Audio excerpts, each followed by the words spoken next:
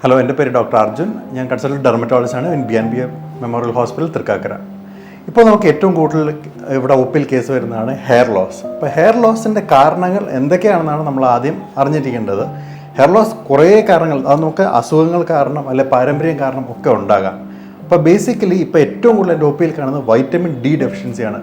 എന്തുകൊണ്ടാണ് കോവിഡിന് ശേഷം ആൾക്കാർ വീട്ടിലിരുന്ന് വർക്ക് ഫ്രം ഹോം ചെയ്യുന്നത് കാരണം തന്നെ നമ്മൾ സൺലൈറ്റ് എക്സ്പോഷർ കുറയും. അതുവഴി വൈറ്റമിൻ ഡിയുടെ ഡെഫിഷ്യൻസി ഭയങ്കര കോമൺ ആണ്. ഏറ്റവും most commonest reason for hair loss ഞാൻ കാണുന്നത് വൈറ്റമിൻ ഡി തന്നെയാണ്. അത് കാരണം പറ്റുമെങ്കിൽ നമുക്ക് ഹെയർ ലോസ് ഉണ്ടെങ്കിൽ ആദ്യം ഒരു വൈറ്റമിൻ ഡി ടെസ്റ്റ് ചെയ്യുന്നത് വളരെ ഹെൽപ്പ് ചെയ്യും. ഇതിന് പുറമെ വൈറ്റമിൻ B12, തൈറോയിഡ് ഹോർമോണിൻ്റെ പ്രശ്നങ്ങൾ കാരണവും ഇതേ ഹെയർ ലോസ് ഉണ്ടാകാം. അപ്പോൾ നമുക്ക് സൊല്യൂഷൻസ് എന്താണ് ഉള്ളതെന്ന് നമ്മൾ അറിയേണ്ടത്. സൊല്യൂഷൻ ആദ്യമേ ഞാൻ പറഞ്ഞ പോലെ ഡെഫിഷ്യൻസീസ് ഉണ്ടെങ്കിൽ അത് ട്രീറ്റ് ചെയ്യുക. പിന്നെ ഇതിന് പുറമെ പാരമ്പര്യം കാരണമുള്ള ഹെയർ ലോസ് നമുക്ക് കഷണ്ടി ഉണ്ടാകുന്നതും ഒരു വൺ ഓഫ് ദ റീസണാണ്, ഞാൻ വിട്ടുപോയതാണ്. അപ്പോൾ ട്രീറ്റ്മെൻറ്റിലേക്ക് പറയുമ്പോൾ ഞാൻ ആദ്യം പറഞ്ഞ പോലെ നമുക്ക് ആദ്യം കാരണം എന്താണെന്ന് മനസ്സിലാക്കുക. അതിന് ഡെർമറ്റോളജിസ്റ്റ് തന്നെ കാണുക. അവർ നിങ്ങളോട് ഒരു ക്വസ്റ്റ്യൻ ചോദിച്ച് നമ്മുടെ ഹിസ്റ്ററി എല്ലാം ചോദിക്കുമ്പോൾ തന്നെ നമുക്ക് മനസ്സിലാകും എന്താണ് റീസൺ. അപ്പോൾ അത് ആ കാരണം ബേസ് ലൈൻ ട്രീറ്റ് ചെയ്ത ശേഷം അല്ലെങ്കിൽ അതിൻ്റെ കാരണം കണ്ടുപിടിച്ച് അത് ട്രീറ്റ് ചെയ്യുക ആണ് ആദ്യത്തെ സ്റ്റെപ്പ്. അതിനുശേഷം ചെയ്യേണ്ടതാണ് പ്രൊസീജിയേഴ്സ് ആയിട്ടുള്ള ഹെയർ ലോസിന് വേണ്ട സ്പെസിഫിക് പ്രൊസീജിയേഴ്സാണ്. അതിനകത്ത് ഫസ്റ്റ് വരുന്നതാണ് PRP എന്ന് പറയുന്നത് പ്ലേറ്റ്ലെറ്റ് റിച്ച് പ്ലാസ്മ. അത് പ്രൊസീജിയർ വളരെ സിമ്പിളാണ്. നമ്മുടെ ഇപ്പോൾ ഒരു പേഷ്യൻ്റ് എൻ്റെ അടുത്ത് വന്നു, ആ പേഷ്യൻറ്റിന് ഹെയർ ലോസ് ഉണ്ട്. ഞാൻ ആ പേഷ്യൻറ്റിന് പ്രത്യേകിച്ച് വേറെ ബാക്കി ഹിസ്റ്ററീസ് ചോദിച്ചു, പ്രശ്നങ്ങളൊന്നുമില്ല, എന്താ ഹെയർ ലോസ് നമുക്ക് PRP വെച്ച് ട്രീറ്റ് ചെയ്യണമെന്നുണ്ടെങ്കിൽ നമ്മൾ ആ പേഷ്യൻറ്റിൻ്റെ സ്വന്തം ബ്ലഡ് തന്നെ അദ്ദേഹത്തിൽ നിന്ന് എടുത്തിട്ട് നമ്മൾ സെൻട്രിഫ്യൂഗ് ചെയ്തെടുക്കുമ്പോൾ നമുക്ക് ആ സെൻട്രിഫ്യൂഗിൽ ഏറ്റവും മേളിത്തെ പാർട്ടിൽ കിട്ടുന്ന ഒരു പോർഷനാണ് PRP അഥവാ പ്ലേറ്റ്ലെറ്റ് റിച്ച് പ്ലാസ്മ എന്ന് പറഞ്ഞ പോലെ. ഇതിനകത്ത് മെയിൻലി ഉള്ളതെന്ന് പറഞ്ഞാൽ നിറച്ചും ഗ്രോത്ത് ഫാക്ടേഴ്സ് ആണുള്ളത്. നമ്മുടെ ഹെയർ ഗ്രോ ചെയ്യാനുള്ള ഹെൽപ്പ് ചെയ്യുന്ന ഫെർട്ടിലൈസേഴ്സ്, ലിറ്ററലി പറയുന്നത് വളം പോലെ.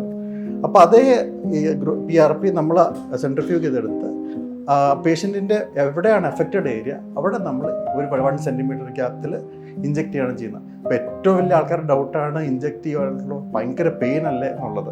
നമ്മൾ യൂഷ്വലി അത് പെയിൻ മാനേജ് ചെയ്യാൻ വേണ്ടിയിട്ടാണ് നമ്മൾ ലോക്കൽ അനസ്തെറ്റിക് ക്രീംസ് കൊടുക്കാറുണ്ട്. അത് അപ്ലൈ ചെയ്തൊരു 45 മിനിറ്റ്സ് ചെയ്യുമ്പോഴത്തേക്കും നമ്മൾ ജസ്റ്റ് മജോറിറ്റി ആൾക്കാരും പെയിൻ അറിയത്തോലുമില്ല. ചിലവർ ചെറിയ മൈൽഡ് പെയിൻ മാത്രമേ അറിയാറുള്ളൂ. അത് പക്ഷേ നമുക്ക് വേറെ രീതിയിലും ഐസ് വെച്ചൊക്കെ മാനേജ് ചെയ്യാൻ പറ്റുന്നതാണ്.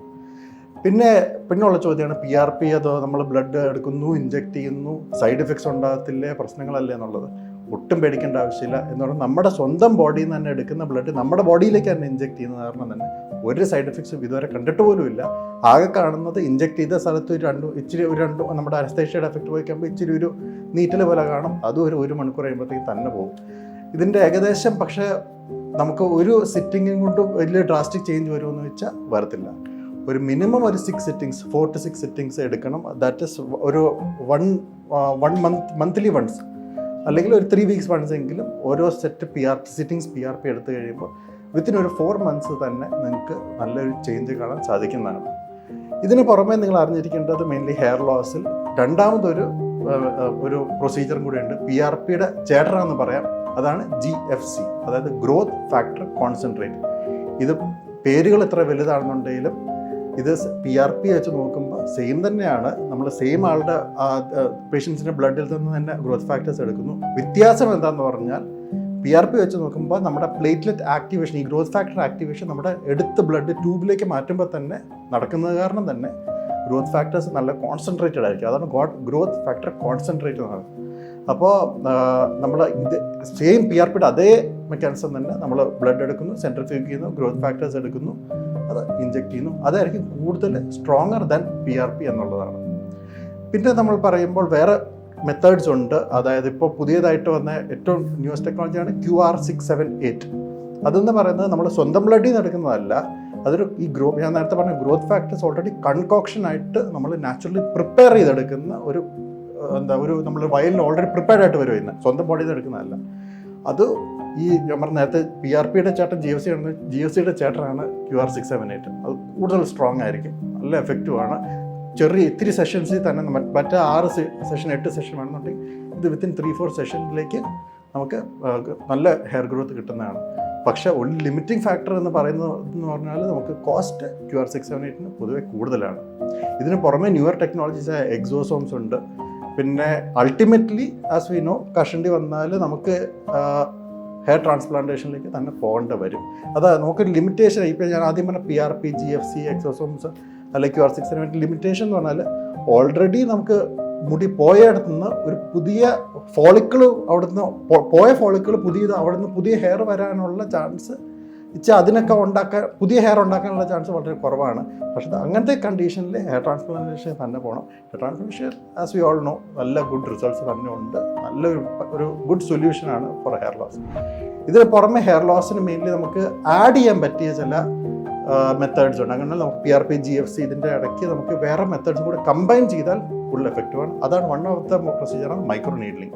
മൈക്രോ നീഡ്ലിംഗ് എന്ന് പറഞ്ഞാൽ നമ്മൾ PRP ഇഞ്ചെക്ട് ചെയ്തു, എന്നിട്ട് അതേ സ്കാൽപ്പിൽ ഇപ്പോൾ പറയുകയാണെങ്കിൽ ഡെർമ റോളർ ഒരിടയ്ക്ക് യൂത്തിൻ്റെ ഇടയ്ക്ക് ഇപ്പോഴും എല്ലാവർക്കും ചോദിച്ചാൽ എൻ്റെ ഓപ്പിൽ വരാറുണ്ട്, സാർ ഡെർമ റോളർ ചെയ്താൽ മുടി വളരും. എല്ലാവർക്കും അറിയാം ഇപ്പോൾ ഡെർമ റോളർ.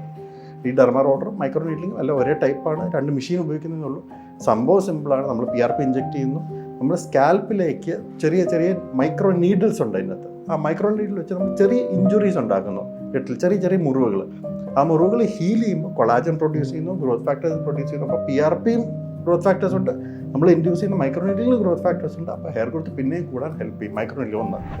രണ്ടാമത്തെ നമുക്ക് കമ്പൈൻ ചെയ്യുന്ന പ്രൊസീജിയേഴ്സ് ആണ് ഹെയർ ത്രെഡ്സ്, അതായത് PDO ത്രെഡ്സ്, പോളിഡൈഓക്സനോൺ ത്രെഡ്സ് എന്ന് പറയും. അത് ത്രെഡ്സ് പലതരമുണ്ട്. നമുക്ക് ഫേസിൽ ഉപയോഗിക്കാൻ പറ്റിയ ത്രെഡ്സ് ഉണ്ട്, ഹെയറിൽ ഉപയോഗിക്കാൻ പറ്റിയ ത്രെഡ്സ് ഉണ്ട്.